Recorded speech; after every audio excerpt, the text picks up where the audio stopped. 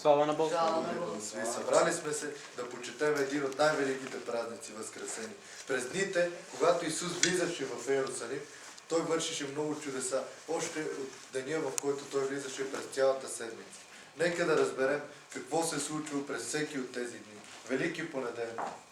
Исус влиза в Иерусалимския храм и открива, че Божието място е превърнато в пазар, пълен с търговци и техните стоки. Той ги изгонва, защото храмът е място за молитва, а не тържище. Месията държи реч за безплодната смокиня, символ на безплодна душа, която не познава молитвата и покаянието. Велики вторник. Христос влезе в храма и проповядваше притчата за 10 мъдри девици, както и притчата за 3 слуги и талантите. Той проповядваше бъдещето на Иерусалим. Велика сряда. Исус разговаря и спокаява се грешница, която щупва съда с драгоценното миро. На този ден се извършва тайна вечеря, на която Божия син съобщава на апостолите, че един от тях ще го предаде, а именно Юда го предаде за 30 сребърника. Велики четвъртък. Е произнесена смъртната присъда на Исус и е публично потвърдена от Пилат Понтийски. Велики петък. Нарече също разпети петък Исус на кичен със стрелна венец и нож тежки кръст е разпръгнал на върху Голгота между два разбойника. Бива услънчил затъмнение и земетресение. От 6 час до 9 час, от 10 час да се сумира.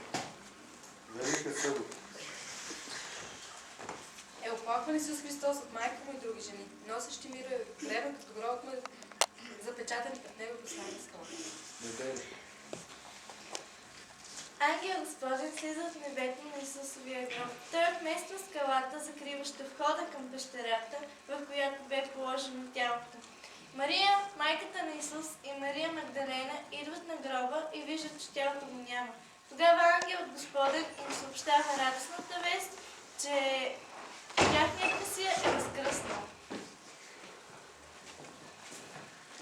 Да, мили брати и сестри, Христос възкръсна и ние трябва да вярваме в това. Трябва да вярваме в невидимия, но деятелен жив Бог, защото Той не ни оставя и не ни забравя. И днес е тук, сега е с нас, до нас и в нас. Амин. Затова нека му дадем жертва благогодна на Него, защото го служава с песни, танци и пиеси, които сме подготвили за Него и само за Него. Заповядайте, мили брати и сестрички. Ние ще ви поздравим с песни, танци и пиеси. Какво да сторя